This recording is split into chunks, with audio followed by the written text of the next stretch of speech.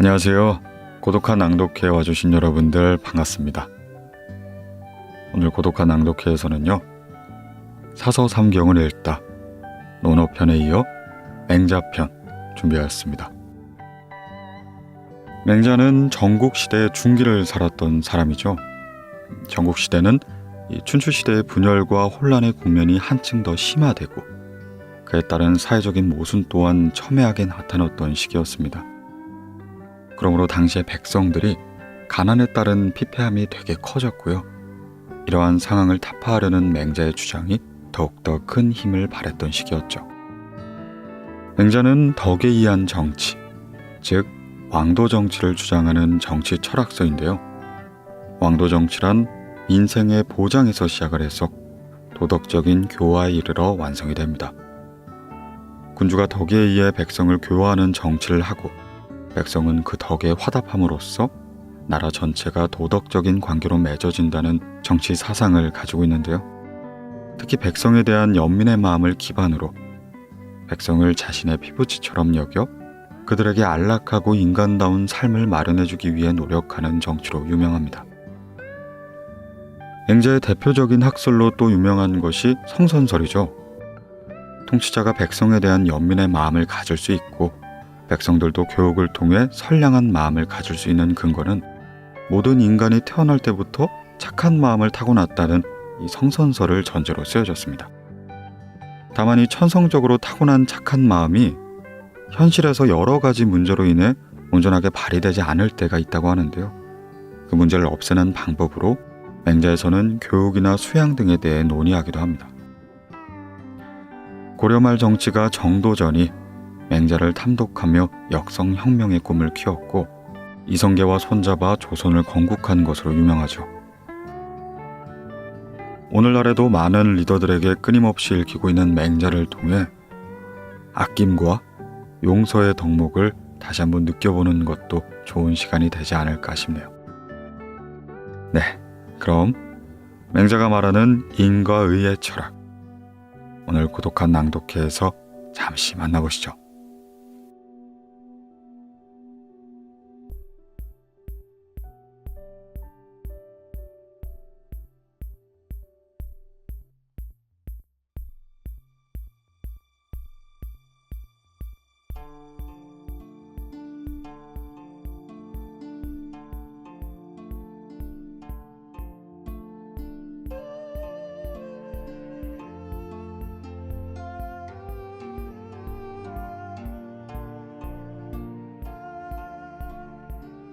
제1장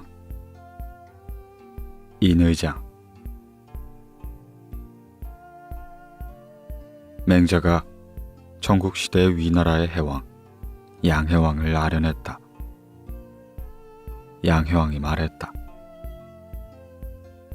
노 선생께서 천리길을 마다하지 않고 이곳에 오셨으니 이 장차 우리나라에 이득을 주시겠지요.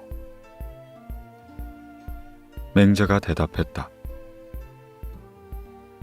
임금께서는 하필 이를 말하십니까? 오직 인과 의만 있을 뿐입니다.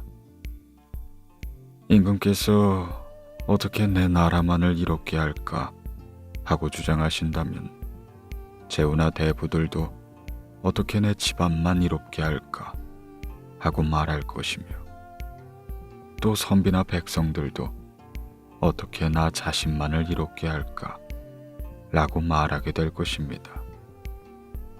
전차 만대를 가지고 있는 전제의 나라에서 반역을 하고 천자를 시해할 자는 전차 천대를 가지고 있는 제후의 가문일 것입니다.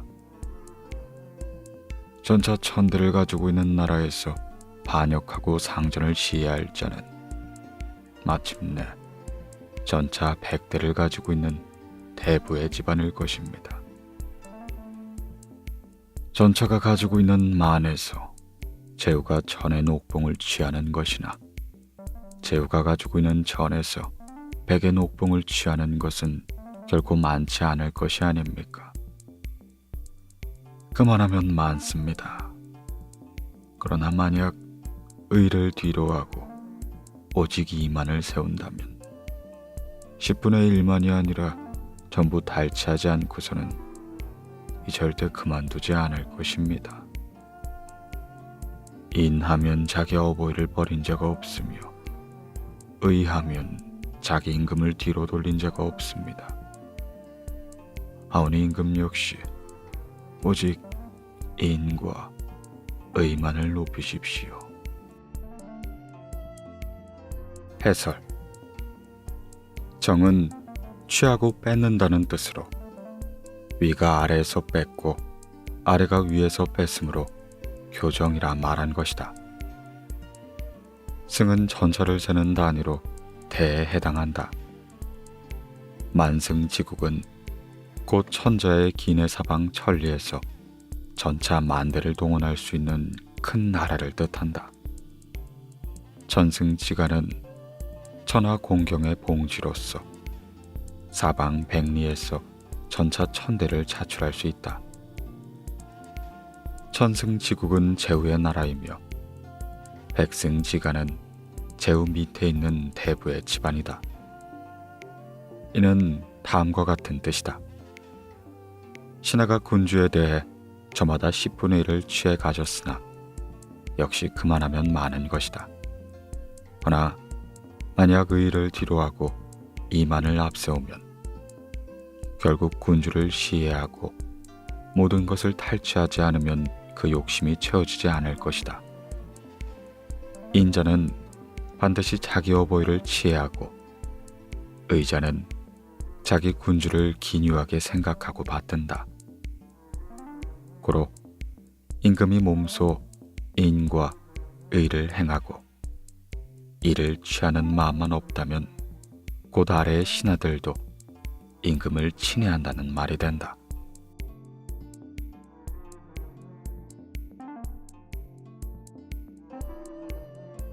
제2장 왕림장.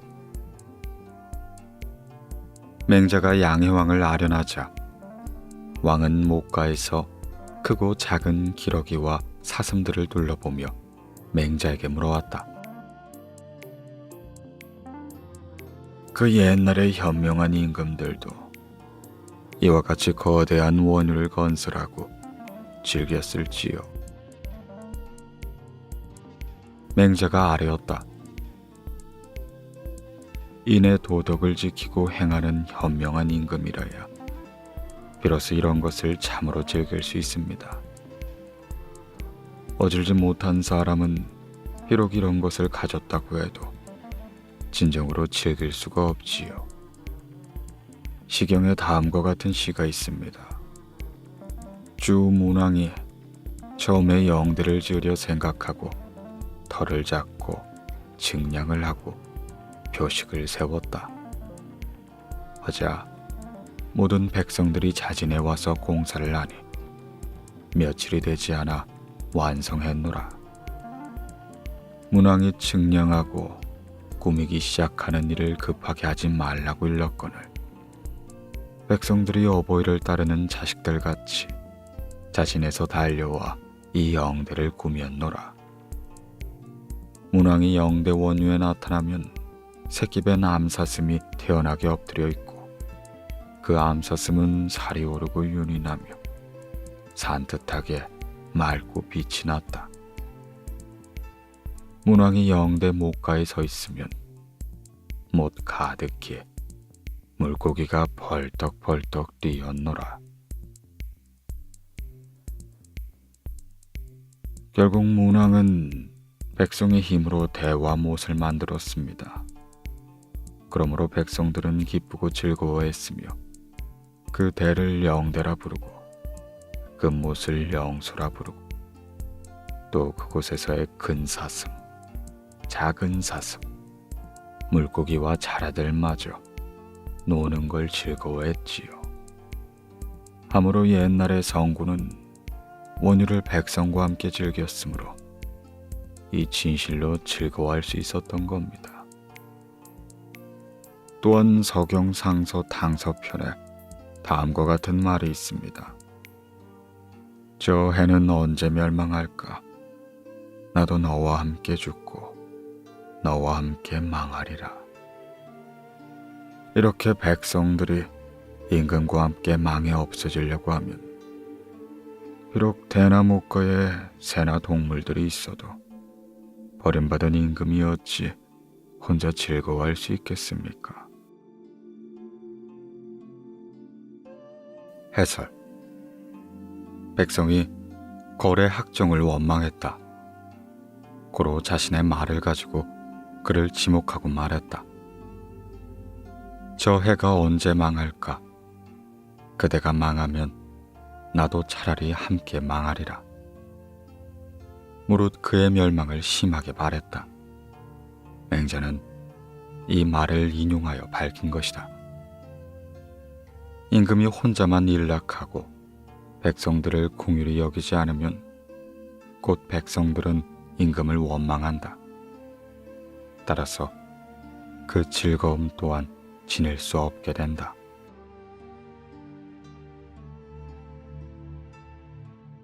제3장 과인장. 양해왕이 말했다. 과인은 나라를 다스림에 있어 온 마음을 다 기울이고 있다. 한 해의 흉년이 들면 그곳 백성들을 하동에 옮기고 또 양곡을 한해로 수송해 준다. 하동에 흉년이 들어도 역시 그렇게 한다. 헌데 이웃나라를 다스리는 모양을 살펴본다면 내가 마음을 쓰는 것 같이 잘하지 않더구나. 헌데 이웃나라의 백성의 수가 감소하는 것도 아니고 반대로 우리나라의 백성의 수가 더 증가하는 것도 아니니 그 연유가 무엇이겠는가? 맹자가 대답하여 말했다. 왕께서 전쟁에 능통하시니 전쟁을 비유로 들어 아뢰겠습니다. 바야흐로 싸움이 벌어져 둥둥 전고가 울리고 양쪽 군사들이 서로 무기를 맞대며 싸우다 결국 한쪽이 패하여 갑옷을 버리고 도망을 가는데 어떤 자는 100보를 가다가 멈추었고 어떤 자는 50보를 가다가 멈추었습니다. 헌데 50보를 도망간 자가 이 100보를 도망간 자를 보고 비웃었다면 어떻게 하시겠습니까? 양효왕이 말했다. 그건 안 되지요. 다만 100보가 아닐 뿐 그저 역시도 도망간 것이 아니요. 맹자가 말했다. 그렇습니다. 임금님께서 그렇듯 도리를 알고 계신다면 이웃나라보다 백성이 많아지길 바라지 마십시오. 백성들로 하여금 농사를 때를 어기지 않고 농사를 잘 짓게 하면 곡식을 이루다 먹을 수가 없게 됩니다.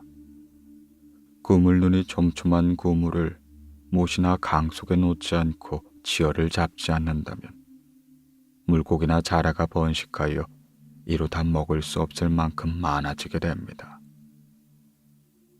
때에 맞추어 살림에 들어가 도끼로 벌목을 하지 않는다면 나무가 무성하여 제목을 이루다 쓸 수 없을 만큼 많아지게 됩니다. 곡식과 생선 및 자라 등의 식량이 충족하고 제목 등이 쓰고 남을 정도로 많다면 그때 비로소 백성들로 하여금 양생과 상사를 유감없이 하게 할 것입니다. 유감없이 양생과 상사를 하게 하는 것이 곧 왕도덕지의 바탕이며 시발점입니다. 다섯문 넓이의 택지와 주변 땅에 뽕나무를 심고 양잠을 자면 나이 50이 된 어른은 비단 옷을 입게 됩니다. 닭과 새끼돼지 및 개와 큰 돼지를 기르되 가축이 번식하는 때를 놓지 않고 사육한다면 70세의 노인들은 고기를 먹게 됩니다. 한 가구에 백무의 전답을 주고 농사를 지을 때에 맞추어 짓게 하고 그들의 노동력을 탈취하지 않는다면 이 여러 식구가 있는 집안이 굶지 않고 잘 살 수 있게 됩니다. 윗사람이 개나 돼지에게 백성들이 먹을 곡식을 먹여 사육하면서 이 단속할 줄 모르고 길가에 굶어 죽는 사람의 시체가 있어도 곡물 창고를 열어 구우미를 풀 줄 모릅니다.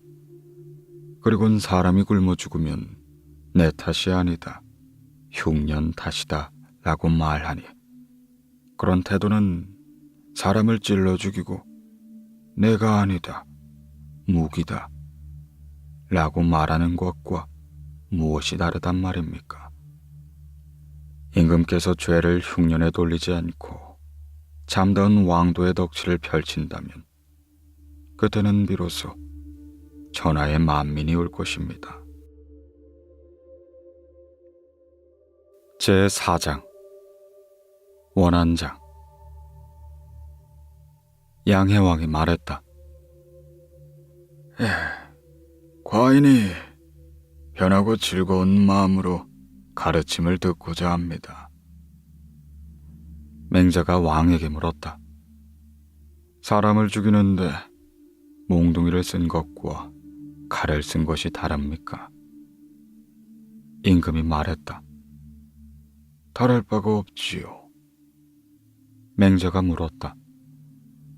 칼로 죽이는 것과 정치를 잘못해서 죽이는 것과 다를 바가 있습니까? 임금이 말했다. 다를 바가 없지요. 임금이나 귀족들의 부주간에는 기름진 고기가 넘치고 마국간에는 살찐 말들이 있는데 백성들의 얼굴엔 굶주린 기색이 돌고 들판엔 허기져 쓰러진 시체가 있으니 이는 바로 위정자들이 짐승을 데려다가 백성이 먹는 곡식을 먹게 하는 것입니다. 급수가 서로 잡아먹는 것조차 사람들이 나쁘게 여기거늘 백성들의 부모가 되는 임금이 다스리면서 금수를 끌어다 사람을 잡아먹게 하는 잘못에 벗어나지 못하니 어찌 그를 백성의 부모라 하겠습니까? 공자께서는 최초로 나무 인형을 만들어 순장에 쓴 사람은 아마 후손에 없을 것이다 라고 말하셨으니 그 이유는 너무나 사람이 닮은 인형을 순장에 쓴 그자의 마음씨가 모질다 여겼기 때문입니다. 하온데 백성의 부모가 되는 임금이 어떻게 백성으로 하여금 굶어 죽도록 내버려 둘 수가 있겠습니까?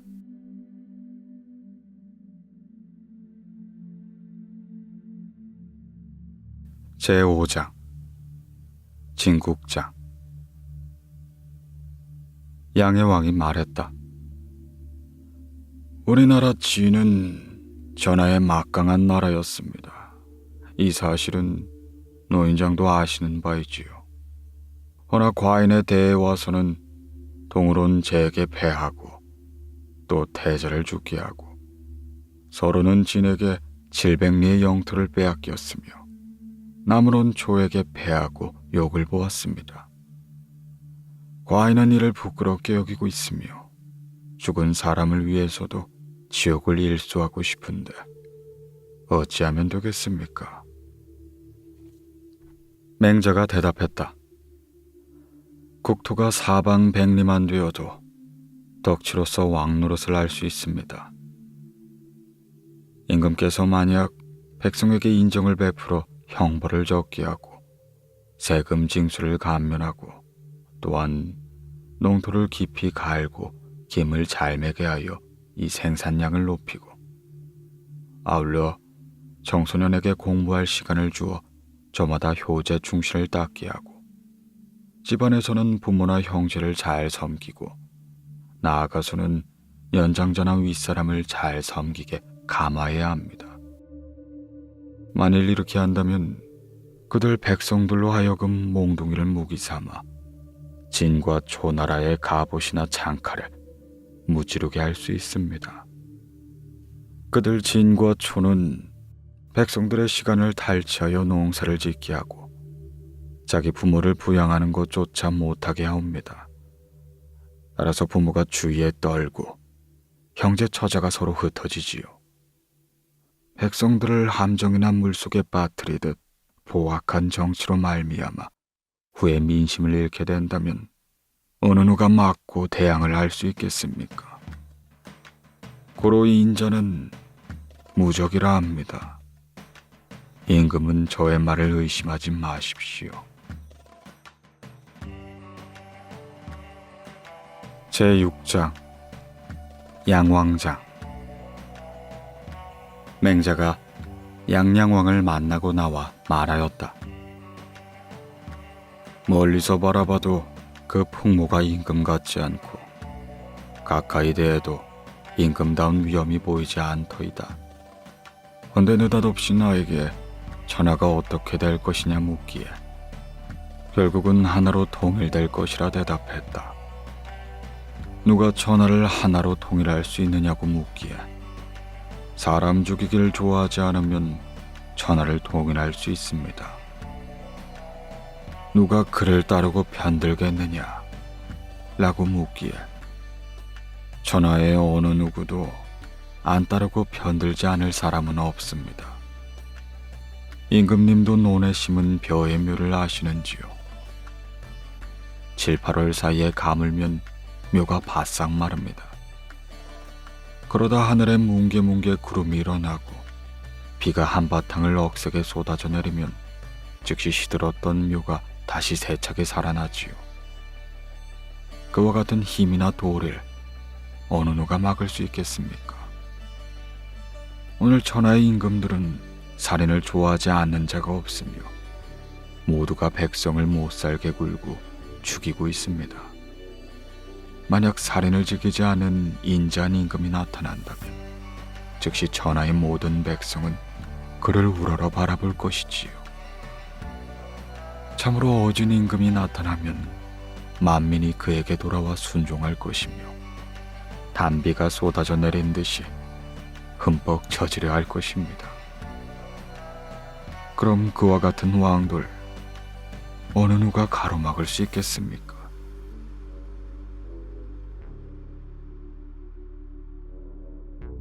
제7장 제선장. 제나라 선왕이 맹자에게 물었다. 제 황공과 진몽군의 사적에 대한 말을 들려줄 수 있겠습니까? 이에 맹자가 대답했다. 공자의 문도는 제왕공이나 진문공에 대해선 말하지 않습니다. 그래서 후세에 전하지 않았고 저 또한 듣지 못하여 아는 바가 없지요. 하여도 저의 말을 그만두지 말고 더하라 하신다면 왕도에 대한 말을 하겠습니다. 선왕이 말하길 덕이 어찌하면 참다운 왕이 될 수 있겠습니까? 하자 맹자가 말했다. 백성을 잘 보호하고 친애한다면 왕이 될 것입니다. 그것은 누구도 막을 수가 없지요. 나와 같은 사람도 백성을 보호하고 친애할 수 있겠습니까? 예, 가능하지요. 아니, 무엇으로 내가 가능하다는 걸 아십니까? 신은 호울이라고 하는 다음과 같은 말을 들었습니다. 왕이 당상에 앉아있을 때 어떤 사람이 소를 몰고 당 아래를 지나가자 그 소는 어디로 가냐 물었습니다. 그 사람은 장차 흥종하려 합니다 라고 대답하자 왕은 그만두어라. 나는 그 소가 겁에 질려 떨고 또 죄도 없이 사지에 끌려가는 걸 참아 볼 수가 없다. 예, 그러면 흥종을 패할까요? 하고 되묻자 어찌 흥종을 패할 수 있겠느냐. 양으로 바꾸어라 라고 말했습니다. 다시 맹자가 물었다. 실로 그런 일이 있었습니까? 선왕이 말했다. 그런 일이 있었지요. 맹자가 말했다. 그런 마음이 있으시다면 좋게 왕도 인정을 할 수 있습니다. 하지만 백성들은 모두 임금이 비싼 소를 아끼고 싼 양으로 바꿨다고 생각을 할 겁니다. 허나 저는 임금께서 불인지심으로 그렇게 하셨음을 굳게 알고 있습니다. 왕이 말하였다. 그렇소. 사실로 백성들 중에는 그렇게 생각하는 사람이 있었소. 허나 우리 제나라가 비록 좁고 작아도 어찌 내가 소 한 마리를 아까워하겠소. 소가 겁에 질려 떠는 것이 차마 볼 수가 없었소. 그래서 양으로 바꾸게 한 것이요. 맹자가 말했다. 백성들이 말하는 왕이 비싼 소를 아까워했다고 생각하는 걸 괴이하게 여기지 마십시오. 실로 임금님은 작은 양으로 큰 소를 대신하라 했습니다. 그러니 그들 백성이 어떻게 속마음을 알겠습니까? 정녕 임금이 그와 같이 죄 없이 사제에 들어가는 걸 측은하게 여기셨다면 소나 양이나 무슨 차이가 있겠습니까? 그러자 왕이 웃으며 말했다. 그렇소. 그때 무슨 마음으로 그렇게 했을까 나도 잘 모르겠소. 허나 난 재물이 아까워 양으로 바꾸게 한 건 아니요.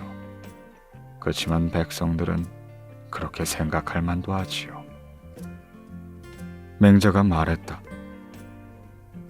상심하지 마시지요. 그러한 것이 바로 인을 이룩하는 심술입니다. 그때 임금께서는 눈앞에 소는 보였으나 아직 양은 보이지 않았습니다. 그래서 눈앞에 소는 차마 죽일 수 없다 생각하시고 눈앞에 없는 양을 대신하라고 하신 겁니다. 본래 군자가 금수를 대하는 태도가 그러한 것이지요. 살아있는 걸 보고는 차마 눈앞에서 무참히 죽는 꼴을 못 보고 또 죽어가면서 내는 비명소리를 듣고는 차마 그 동물의 고기를 먹지 못하는 법입니다. 그렇기 때문에 군자는 부죽간을 멀리하는 것입니다. 왕이 기뻐하며 말했다. 시경소와 교연편에 타인의 마음을 내가 촌탁한다라는 말이 있거늘 바로 선생을 말한 것이군. 하기는 내가 행했으면서도 돌이켜봤을 때 내 마음을 잘 알 수가 없었거늘. 선생의 말을 들으니 전에 모르던 불인지심이 내 마음속에 새삼스레 되살아났습니다. 하지만 그런 마음이 왕도덕치에 합당한 까닭이 무엇입니까? 맹자가 말했다. 어떤 사람이 임금에게 나의 힘은 좋기 백균의 무게를 들어올릴 수 있다. 허나 지금은 털 하나를 들어올릴 수도 없다. 또 나의 눈은 밝아 좋기 추호의 끝을 볼 수 있다. 허나 지금은 수레에 실은 장작더미가 보이지 않는다. 라고 말한다면 그자의 말은 임금께서는 인정하시겠습니까? 임금이 아니라고 말했다. 지금 임금의 은혜가 좋기 금수에 미치고 있거늘 그러면서 임금의 공덕이 백성이 미치지 못하는 건 단적으로 왜 그러합니까?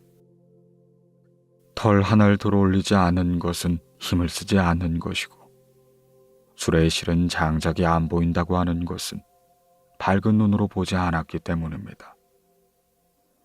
백성들이 임금에게 보육되지 않음은 임금께서 은덕을 베풀지 않았기 때문이지요. 고로 임금이면서 왕도덕치를 펴지 않는 것은 안 하는 것이지 못하는 것이 아닙니다. 임금이 물었다. 하지 않는 것과 못하는 것은 그 형상이 어찌 다릅니까? 맹자가 말했다.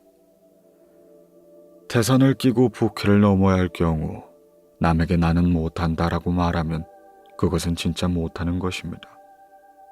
그러나 연장자를 위해 나뭇가지를 꺾을 때 나는 못한다라고 말하는 것은 하지 않은 것이지 못하는 것이 아니지요. 고로 임금님이 왕도덕치를 펴지 않는 것은 겨드랑이에 태산을 끼고 부캐를 뛰어넘는 이유가 아니고 이 나뭇가지를 꺾는 일이니 그것은 하지 않은 것입니다. 먼저 임금님의 부모 및 모든 노인을 잘 섬기시고 다른 사람의 노인, 모든 백성의 부모 노인을 잘 섬기십시오. 임금님의 자기 집안 자녀나 어린 사람들을 사랑으로 양육하시며 그 사랑의 양육을 모든 백성들에게도 미치십시오. 하오면 천하를 자기 손바닥 위에 놓고 굴리듯이 잘 다스릴 수 있습니다. 시경대야 사제편엔 다음과 같은 말이 있습니다.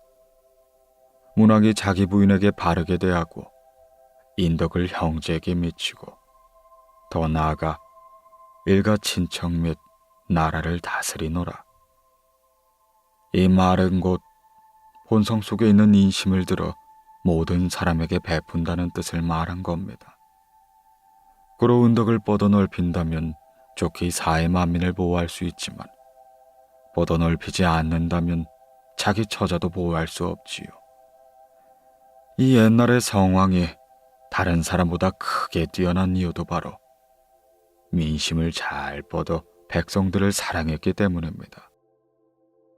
지금 임금의 은혜가 금수에 좋게 미쳤거늘 그런데도 은공이 백성에게 미치지 못한 것은 단축으로 왜 그렇습니까? 저울로 재보아야 경중을 알 수 있으며 자로 재보아야 장단을 알 수 있으니 모든 사물들이 다 그러합니다. 특히 보이지 않고 미묘하게 작용하는 마음은 더욱이 심하지요. 하온이 이렇게 청합니다. 부디 마음을 잘 헤아리십시오. 임금께서는 무정한 병사를 동원하여 전쟁을 일으키고 선비들과 신하를 위험 속에 빠뜨리고 다른 나라들의 제후들과 원한을 맺고자 하십니다. 꼭 그렇게 하셔야만 마음이 즐거우시겠습니까? 왕이 말하였다. 아니요, 내가 어찌 그런 일로 즐거워하겠소. 내 장차 원하는 바를 크게 얻으려 함이요. 맹자가 말했다. 그렇다면 임금께서 크게 바라는 바가 무엇인지 소인에게 들려줄 수 있겠습니까? 왕은 빙그레 웃으며 말하지 않았다. 그러자 맹자가 다시 물었다. 기름지고 맛 좋은 음식이 먹기에 부족해서입니까? 가볍고 따뜻한 옷이 입기에 부족해서입니까? 아름답게 꾸민 미녀들이 눈으로 보기에 부족해서입니까? 아름다운 음악 소리가 귀로 듣기에 부족해서입니까? 아니면 유순하고 사랑스러운 근신들이 앞에서 부려쓰시기 부족해서입니까? 그러한 모든 것이 충분히 공급돼 올리거늘 그런데도 임금님은 어찌하여 욕심을 내며 전쟁을 하십니까? 임금이 말했다. 아니요, 내 그런 것 때문에 전쟁을 하는 것이 아니요. 맹자가 또 말했다. 그렇다면 임금님의 욕구를 알만합니다. 영토를 넓히고 진나라와 초나라를 조공하게 만들고 제 나라가 천하의 중심이 되어 사방의 오랑캐 나라를 다스리자는 것입니다. 허나 임금님이 하시는 일, 즉 전쟁으로서 그러한 것을 바라는 것은 흡사 나무에 올라가 물고기를 잡으려 함과 같습니다. 아니, 그렇게 심각하단 말입니까? 그 이상으로 심각하지요. 연목구원은 물고기를 얻지 못해도 뒤에 재해는 없습니다. 허나 전쟁으로서 정복력을 채우려 한다면 아무리 마음을 다 기울여도 반드시 재해가 뒤따르기 마련입니다. 임금이 자세하게 들을 수 있습니까? 하고 말하자 맹자가 되물었다. 임금께서는 주나라 사람과 초나라 사람이 싸우면 어느 쪽이 이긴다고 생각하십니까? 임금이 대답했다. 당연히 초나라 사람이 이기지요. 이에 맹자가 다시 말했다. 그렇습니다. 작은 나라는 당연히 큰 나라에 대적할 수가 없고 약자는 당연히 강자에 대적할 수가 없습니다. 해내의 구주 땅에는 사방이 전리가 되는 큰 나라가 9개나 있습니다. 제 나라 땅을 다 합하여도 그중 하나에 불과하지요. 하나로서 8개를 정복하려는 것은 주 같은 작은 나라가 조 같은 큰 나라와 싸우려는 것과 무엇이 다릅니까? 하오니 지금부터 임금께서는 바른 정치를 발동하시며 인덕을 베푸시고 천하의 모든 선비로 하여금 임금이 조정에 나서서 벼슬을 살게 하고 천하의 모든 농사를 짓는 사람으로 하여금 임금의 밭에서 농사를 짓게 하고 천하의 모든 상인으로 하여금 임금님의 시장에 물건을 쌓아두게 하고 또한 천하에 있는 다른 나라에서 자기 나라의 임금을 미워하는 사람들로 하여금 모두가 임금님에게 와 호소를 하게 하십시오. 그렇게 된다면 임금께서 천하 만민의 진정한 왕이 되는 걸 누가 막을 수 있겠습니까?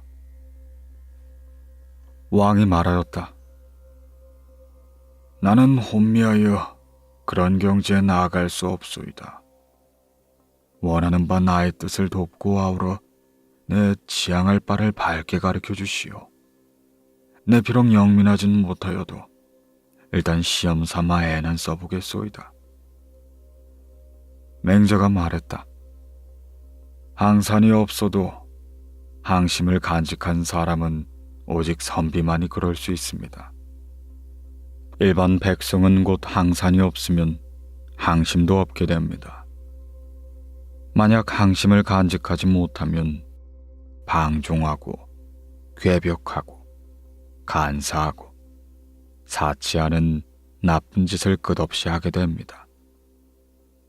죄악에 빠져들게 된 다음에 뒤따라 형벌을 가하는 것이 곧 망민입니다.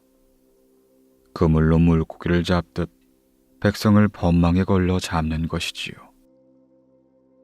하운데 어찌 인덕을 갖춘 임금이 백성들에게 그물을 치겠습니까? 고대의 명군은 민생을 안정하게 하고 모든 백성들로 하여금 좋게 부모를 잘 봉양할 수 있게 하고 처자를 양육하게 할 수 있겠습니다. 북년이 오면 배불리 잘 먹고 흉년에도 굶어 죽는 것을 면했지요. 하오니 백성들은 자연히 윤리 도덕을 따르고 행하기가 용이했습니다.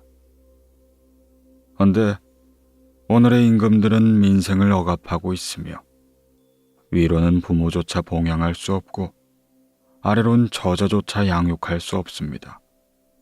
풍년에도 평생을 두고 고생을 해야 하고 흉년엔 죽음조차 면할 수가 없지요.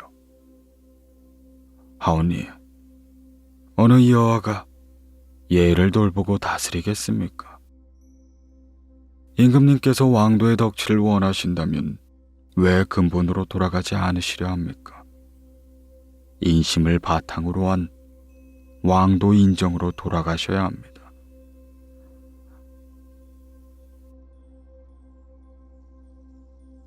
제1장 장포장.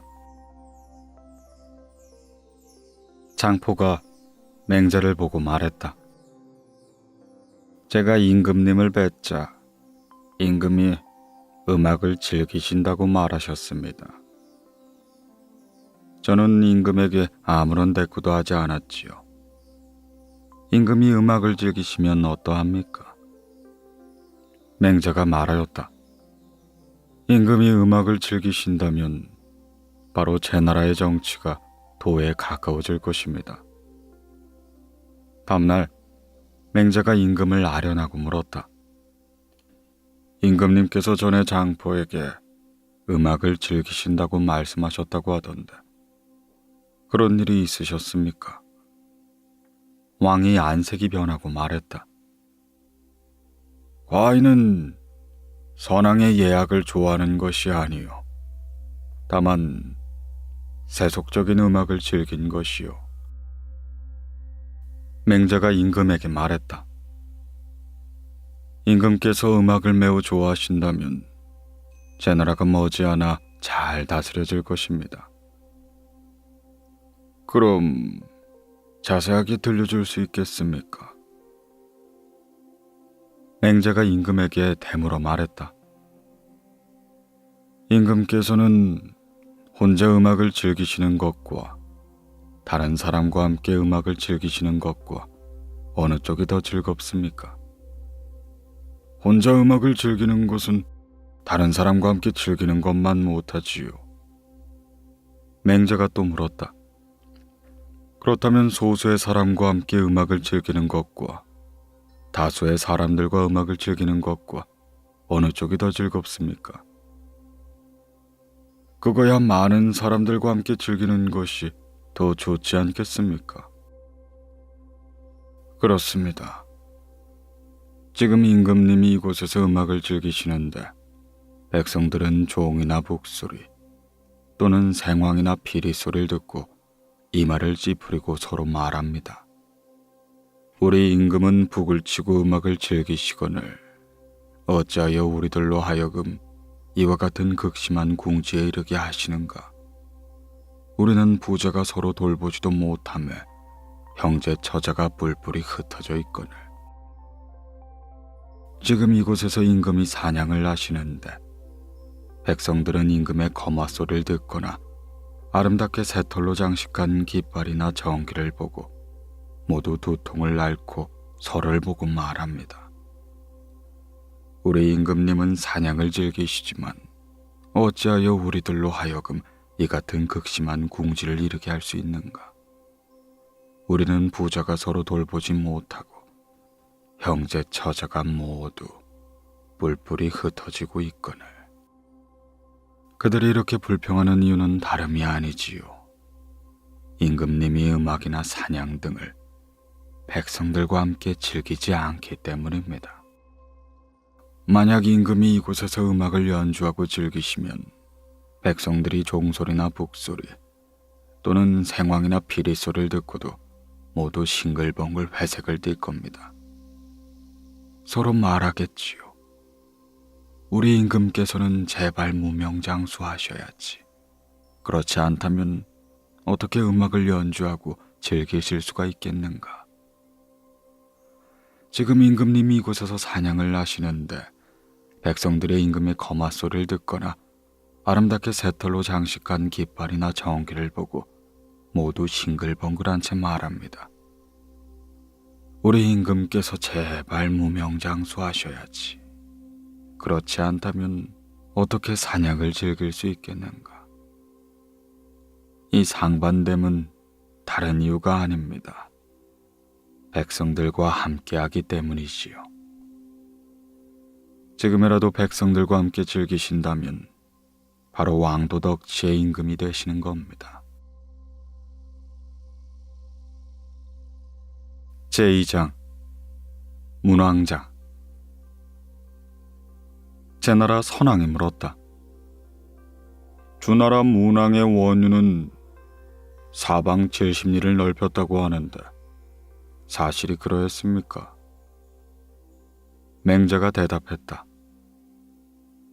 전하는 바는 그렇다고 합니다. 그렇습니까? 그렇게나 컸단 말입니까? 예.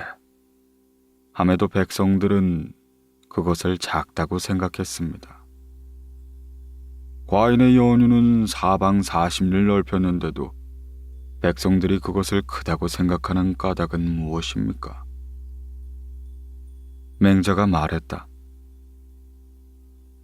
문왕의 원유는 사방 70리를 넓혔지만 꼴을 베고 나무하는 사람들도 들어갈 수 있으며 꿩이나 토끼를 잡는 사람들도 들어갈 수 있습니다.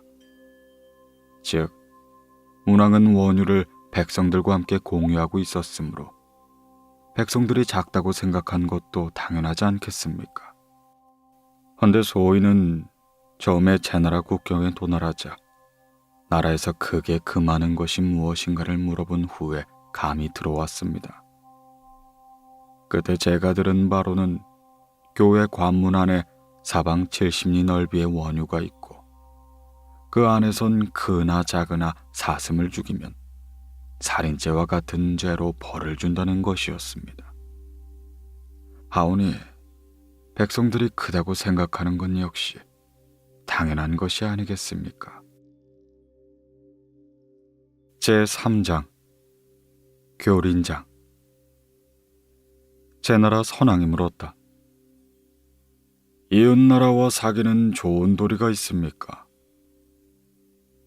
맹자가 대답했다. 예, 있습니다. 오직 인덕이 있는 임금이라야 나라가 크매 작은 나라를 잘 다스릴 수 있습니다. 그러므로 은혜 탄왕이 갈백을 잘 도왔고 주의 문왕이 오랑캐 고니를 잘 다루었습니다. 또한 지혜로운 군주라야 나라를 잘 다스릴 수 있습니다.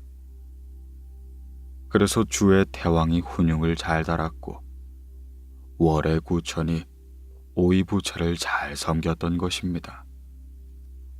큰 나라의 임금이면서 작은 나라를 잘 도와주는 것은 하늘의 도리를 즐겁게 따르는 사람입니다. 작은 나라의 군주이면서 큰 나라를 잘 섬기는 것은 하늘의 운세를 두려워하는 사람이지요. 천도를 즐겁게 따르고 순종하는 사람은 천하를 잘 보유할 수 있습니다. 천운을 두려워하는 사람은 나라를 잘 보존할 수 있지요. 시경엔 하늘의 위험을 두려워함으로써 나라를 잘 간직한다 라고 쓰여 있습니다. 선왕이 말했다. 그렇군요. 선생의 말씀은 참으로 원대합니다. 그런데 과인에게는 무용을 좋아하는 병이 있습니다. 맹자가 말했다. 무릇 칼을 잡고 눈을 흘기며 저자가 감히 어디라고 나에게 덤비느냐 하는 따위는 필부의 무용입니다. 고작 한 사람을 상대하는 것이지요. 하오니 임금께서는 큰 무용을 행하시길 바랍니다. 시경대와 황희 편이 있습니다. 문왕이 한번 화를 내시고 무력을 정비하시며 밀나라의 침략군이 걸어가는 것을 차단하시며 주나라의 백성들의 행복을 두텁게 했노라. 이것이 문왕의 무용입니다. 문왕이 한번 노하자 천하 만민이 편안해졌지요. 또한 서경 태서편에 있습니다. 하늘이 지상 세계의 만민을 내려 살게 하시고 백성들을 다스리고 지도할 임금과 스승을 세우셨으니 그 뜻은 바로 임금이나 스승으로 하여금 하늘의 은총을 사방 만민에게 주고자 합니다. 고로 하늘이나 상제에게 죄를 짓느냐 안 짓느냐 하는 것은 오직 나에게 있노라. 허나 단 한 사람의 주가 천하를 제멋대로 횡행하며 포악무독한 짓을 했습니다. 그래서 주무왕이 부끄럽게 여기고 그를 토벌했던 것이지요. 이것이 무왕의 무용입니다. 무왕 역시 한바탕 노하고 무용을 휘두르매 천하 만민을 안락하게 해주었던 것입니다. 임금님께서도 문왕이나 무왕같이 화를 내시고 천하 만민을 안락하게 해주십시오. 백성들은 오직 임금께서 참다운 무용을 좋아하지 않는 것이 마냥 두렵게 여기고 있습니다. 제4장 설궁장. 제나라 선왕이 설궁에서 맹자를 보고 물었다. 현자도 역시 이러한 즐거움이 있습니까? 맹자가 대답했다. 있습니다. 백성은 함께 즐거움을 누리지 못하면 위를 비방합니다. 임금과 함께 즐거움을 누리지 못한다고 임금을 비난하는 건 잘못이지요. 허나 위에서 백성들을 다스리면서 백성과 함께 즐기지 않는 것 또한 이 역시 잘못입니다. 임금이 백성들의 즐거움을 즐겁게 여기면 백성 역시 임금의 즐거움을 즐겁게 여길 겁니다. 임금이 백성과 함께 근심을 걱정하면 백성도 역시 임금과 함께 근심을 걱정합니다. 즐거움은 천하와 함께하고 근심 걱정을 천하와 함께하고도 임금이 되지 못한 예는 없습니다. 옛날 제나라 경공이 재상 안자에게 물었습니다. 내가 전부 조물을 거쳐 바다를 따라 낙량까지 시찰하려고 하는데 어떻게 자비를 내야 옛날 선왕들과 비등할 수 있겠습니까? 안자가 다음과 같이 대답했습니다. 잘 물으셨습니다. 전제가 제후의 나라로 가는 걸 순수라 합니다. 순수란 제후가 지키고 있는 걸 두루 돌아본다는 뜻이지요. 제후가 입조하여 천자에게 아련하는 걸 술직이라 합니다. 술직이란 제후가 맡은 바 직무에 대해 보고한다는 뜻입니다. 이 순수나 술직이나 목적이 없는 것은 아닙니다. 봄에는 백성들의 경작을 살피고 부족한 것을 보충해주고 가을에는 백성들의 추수를 살피고 모자란 것을 보조해 주었습니다. 하나라 속어는 다음과 같은 말이 있습니다. 만약 임금께서 돌봐주지 않으시면 우리가 어떻게 안심하고 쉴 수가 있으며 만약 임금께서 가을에 돌봐주지 않으신다면 우리들이 어떻게 도움을 받겠는가. 이렇듯이 전자가 봄이나 가을이나 순시하는 것은 제후들이 본복이나 법도가 되었다는 것이지요. 맹자가 선왕에게 말했다. 인자의 말을 듣고 경공은 기뻐했으며 대대적으로 전국에 영을 내리고 백성들을 살폈습니다. 이에 비로소 나라의 창고를 열고 곡식을 베풀고 백성들을 보살폈지요. 또한 음악을 관장하는 대사를 불러 나를 위해 임금과 백성이 함께 즐길 수 있는 음악을 만들라 말했습니다. 아마 지소와 각소가 그 음악일 것이지요. 그 시에는 즉군 하우라는 말이 있습니다. 임금의 욕구를 막는다는 즉군은 임금을 사랑한다는 뜻입니다.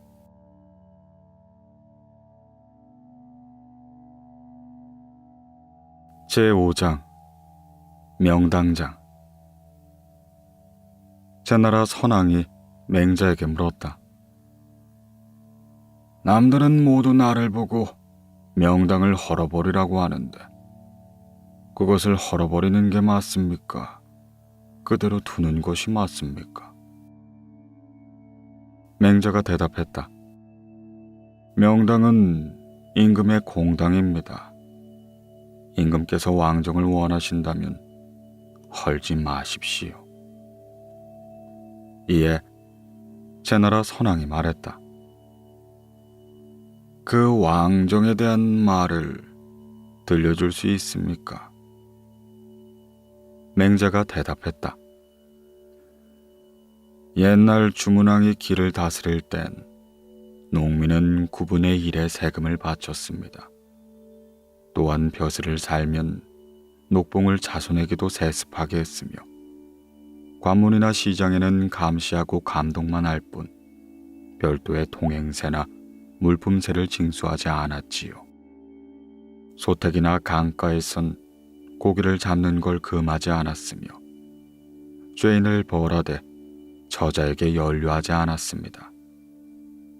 늙고 아내 없는 사람을 환이라 하고, 늙고 남편 없는 사람을 과부라 하고, 늙고 자식 없는 사람을 독이라 하고, 어리고 부모 없는 아이를 고라고 하였습니다. 이들 네 종류의 불쌍한 사람들이 천하의 국민이며 호소할 곳 없는 불쌍한 사람들입니다. 하여 문왕은 인덕을 베풀 때 반드시 이들 네 부류에 속하는 사람들을 먼저 구제해 주었지요. 시경소와 정월편에 있습니다. 부유한 사람들은 그래도 괜찮다. 의지할 데 없는 사람들이 가장 불쌍하다. 제나라 선왕이 맹자에게 말했다. 그렇군요. 선생의 말은 참으로 좋은 말입니다. 이에 맹자가 임금에게 말했다. 임금님께서 저의 말을 좋게 여기신다면 왜 즉시 행하지 않으십니까? 왕이 말하였다. 저에게는 나쁜 버릇이 있습니다. 저는 재물을 좋아하지요. 그러자 맹자가 임금에게 말했다. 옛날의 공류 또한 재물을 좋아했습니다. 시경대야 공류편에 다음과 같이 있습니다. 곡식을 들에도 쌓고 창고에도 쌓았도다. 걸량을 전대나 자루에도 넣었도다. 그리곤 모든 백성들이 안락하고 또 나라를 빛나게 하고자 생각했노라. 맹자가 다시 말했다. 그러므로 남아있는 사람들에게는 들이나 창고에 쌓은 곡식을 먹게 했고, 민족 이동에 참가하는 사람들에겐 전대나 자루에 넣은 마른 곡식을 가지고 먹게 했습니다. 하오니 임금님께서도 재물이나 무력을 좋아하신다면 백성을 위해 재물을 쌓고 무력을 강화하십시오. 그렇게 한다면 참다운 임금 노릇을 하는 데는 하등 문제가 없을 것입니다. 이에 선왕이 말했다. 저에게는 나쁜 버릇이 있습니다. 저는 여색을 좋아합니다. 맹자가 대답했다. 옛날 태왕도 여자를 좋아했습니다. 그래서 자기 왕비를 사랑했지요. 시경대야 면편엔 다음과 같이 있습니다. 고공담보가 아침이 되자 말을 달려 서쪽 물가를 따라 기산 밑을 와서는 강씨의 딸을 맞이하고 함께 살았노라. 그 당시 안에는 원을 품은 여자가 없고 바깥에도 호라비가 없었습니다. 그러니 임금께서 여자를 좋아하시려면 백성과 더불어 좋아하십시오. 그렇다면 왕정도 문제없이 할 수 있을 겁니다. 제6장 언타장. 맹자가 제성왕에게 물었다. 임금의 신하가 다른 친구에게 자기 처자를 의탁하고 나서 다시금 돌아와 보니 자기 처자가 굶주려 있다면 그런 친구를 어떻게 하시겠습니까? 임금이 말했다. 당연히 그런 친구는 버려야 하지요. 그렇다면 감옥을 다스리는 책임자가 부하를 단속하지 못한다면 그런 자를 어떻게 하시겠습니까? 당연히 파면해야지요. 그렇다면 울타리야 안, 즉 나라를 다스리지 못한다면 그런 임금은 어떻게 해야 합니까? 임금은 좌우를 둘러보고 딴소리를 했다.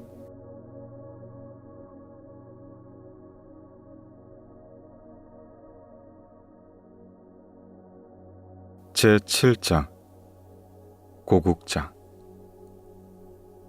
맹자가 제나라 선왕을 보고 말했다. 이른바 고국은 사회에 교목이 있는 나라를 말하지 않습니다. 대를 이어가면서 공을 세운 세신이 많이 있는 나라를 말하지요. 헌데 임금께서는 참으로 친근한 신하가 없습니다.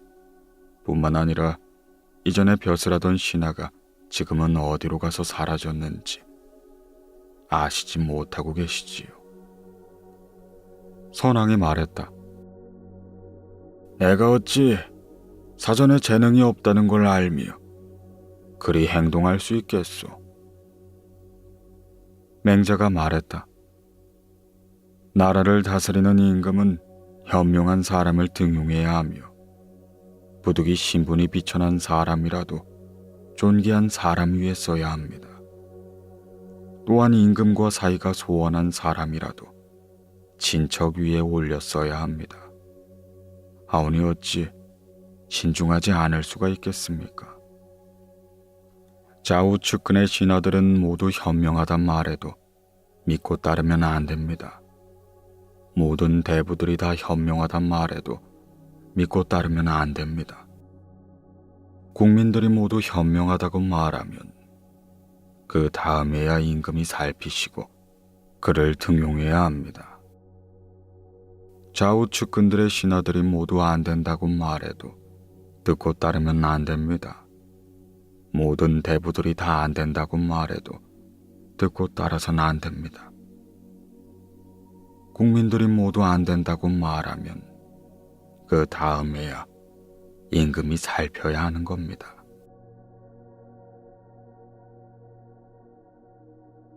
제8장 탕방장.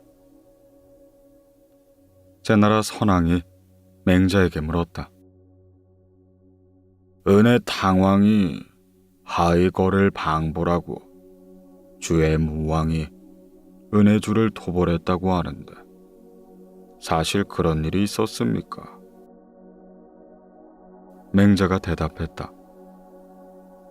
전하는 바 그렇다고 합니다. 선왕이 되물었다. 그렇다면 신하가 자기 임금을 시해도 되는 겁니까? 맹자가 말했다. 인을 해치는 것을 적이라 하고 의를 해치는 것을 잔이라 합니다. 잔악하게 역적질하는 사람은 일개 필부이지요. 제가 듣고 아는 바론 일개 필부를 처단한 것이지 임금을 시해한 것이 아닙니다. 제9장 거실장.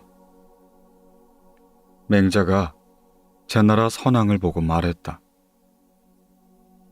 큰 집을 건축할 때에는 반드시 우두머리 몫으로 하여금 큰 재목을 구하게 하고 그가 큰 재목을 얻으면 임금은 기뻐하실 겁니다. 한데 그 밑에 있는 목수가 큰 재목을 깎거나 베어 작게 토막을 내면 임금은 바로 노하실 겁니다. 대체로 사람이 어려서 글을 배우는 목적은 장성해서 실제로 좋게 행동하기 위해서지요. 헌데 왕이 성인이나 군자를 보고 지금은 잠시 그대가 배운 왕도의 학문 지식을 버리고 무조건 나의 무력 패도를 따라야 한다고 말하신다면 이 어떻게 되겠습니까?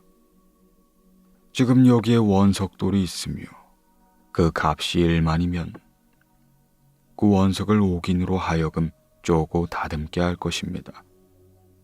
하온데 국가를 다스리는 일에 있어서 잠시 그대가 배운 학문을 버리고 나의 방식을 따르라고 말을 하시니 어째서 전문가인 옥인으로 하여금 옥도를 다듬게 하는 것과는 다르게 처하십니까?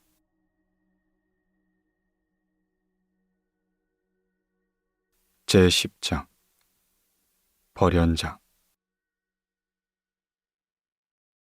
제나라가 연나라를 치어 승리하였다. 선왕이 맹자에게 물었다. 선생, 어떤 사람은 과인에게 연나라를 취하지 말라 하고 또 어떤 사람은 연나라를 빼앗으라고 합니다. 하지만 만승의 나라가 다른 만승의 나라를 쳐 50일 만에 상대를 치고 승리를 거둔다는 건 인력만으로는 할 수 없는 일입니다. 응당 하늘의 뜻이나 명이 있을 것이죠. 하오니 연나라를 취하면 어떻겠습니까? 맹자가 대답하며 말했다. 연나라를 취하여 연나라 사람들이 좋아한다면 취하도록 하십시오. 옛날 사람으로 그와 같이 한 사람이 바로 주무왕입니다. 취해서 연나라 사람들이 좋아하지 않는다면 곧 취하지 마십시오. 옛날 사람으로 그와 같이 한 사람이 주문왕입니다. 만승의 제나라가 만승의 연나라를 치는데 연나라의 백성들이 환영하는 까닭은 어찌 다른 이유가 있겠습니까? 연나라의 국민들이 불같은 고통에서 벗어나고자 함입니다. 헌데 만약 더욱더 깊은 물에 빠지고 더욱더 깊은 불에 들어간다고 한다면 그들은 또 다른 데로 옮겨가려 할 것입니다.